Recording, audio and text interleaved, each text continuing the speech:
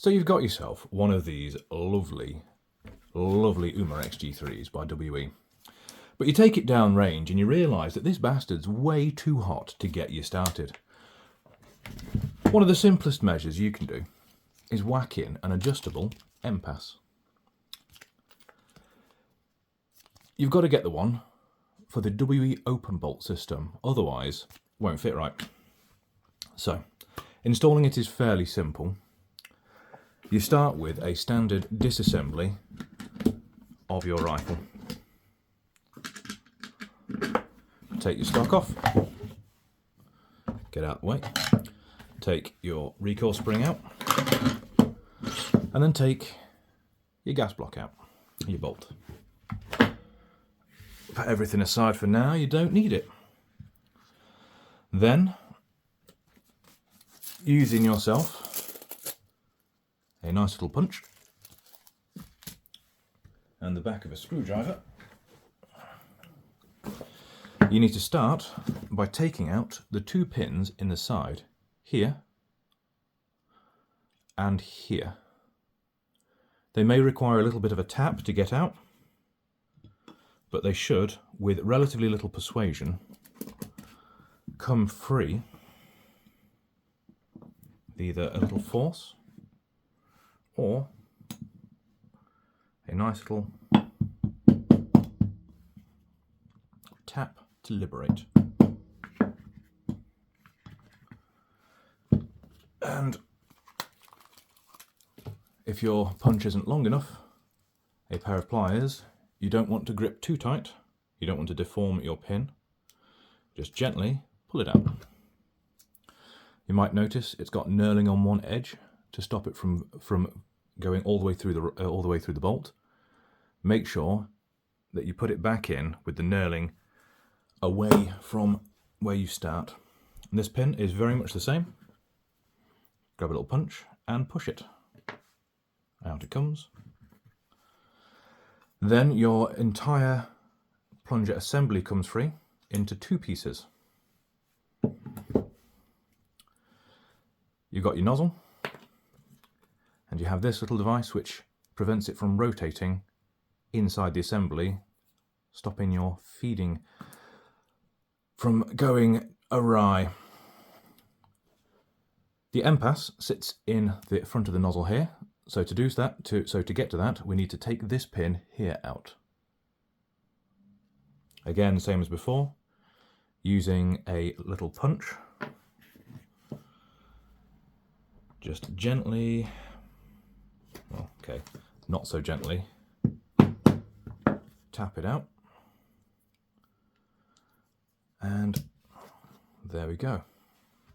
Keeping your pins separate because they are all separate sizes. Your nozzle return spring should pop straight out. And then the nozzle comes apart into two pieces, where the original valve, I've already had a NPAS installed and I've lost the original valve, will come out, and so will a spring. To install the new NPAS, it is very much what we've just done, but in reverse.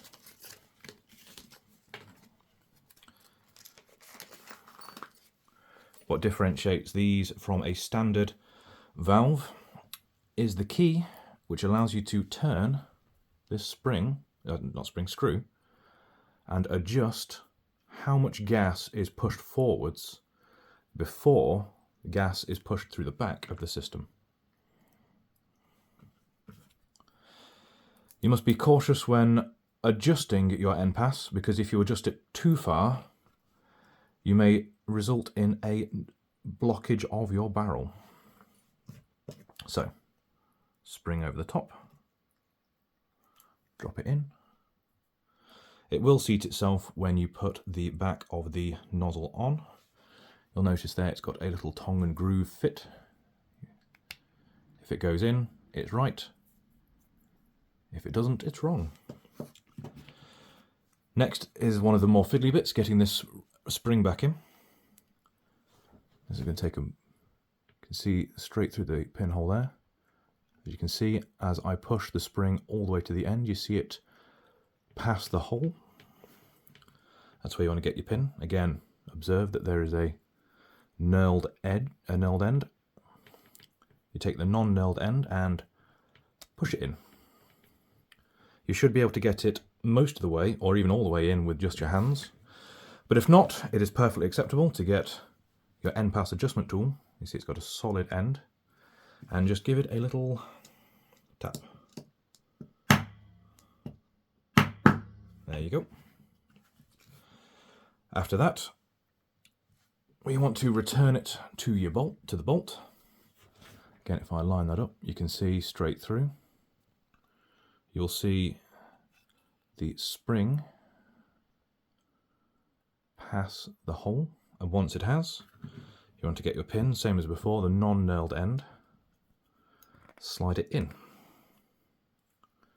And again, if it will not go flush, grab it with under your finger power, just grab your NPAS tool and tap it back in. Next, extremely important step, this little piece of plastic goes in here. And again, if I angle that right, you should be able to see straight through. With the pin in, it stops the bolt from rotating, which protects your system from fouling up and breaking.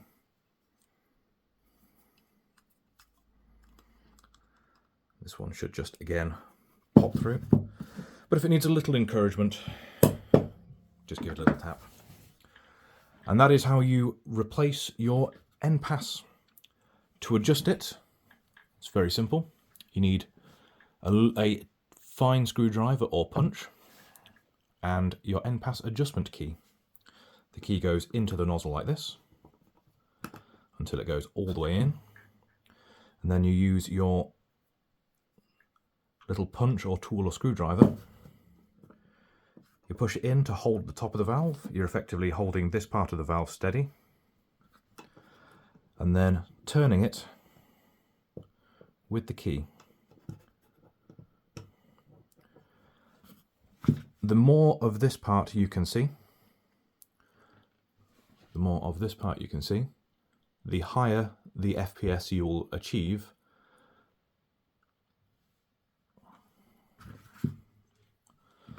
And so with this, we have set it to quite a low FPS.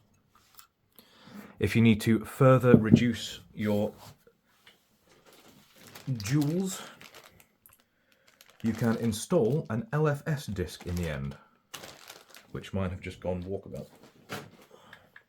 It's a little plastic disc, sits at the end, reduces the amount of flow, forcing more air backwards.